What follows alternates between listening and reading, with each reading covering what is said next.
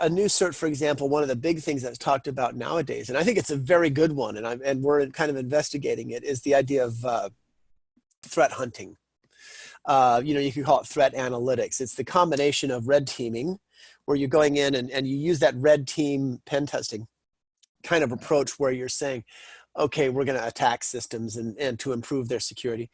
And then blue teaming, which is the idea of the people who listen for the red team, what they do for the footsteps and each step that they take, they listen for those things. You combine them. Some people will call that the purple team, whatever. I'm not much of a blender. I'm not much of a fashion guy when it comes to understanding colors. But I really believe that this idea of identifying threats is very important because it does a couple of things.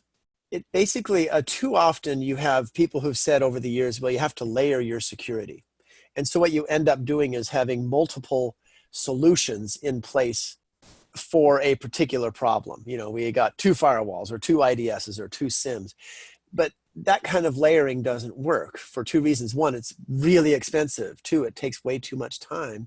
And it's actually 3 reasons. It really tends not to catch that hacker. What you need is somebody who understands how the business works, where the crown jewels are. That's the buzz phrase.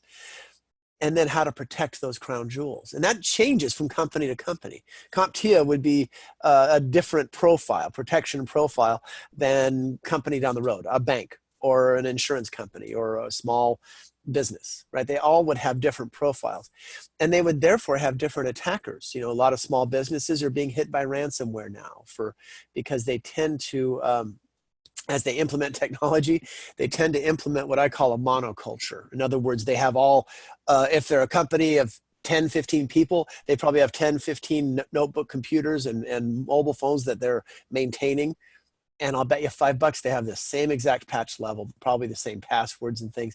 They're ripe candidates as a monoculture, meaning they're all just one thing for ransomware to come in, lock it all down, and you've lost everything. And half those small companies don't even back up properly. A lot of the large ones don't either.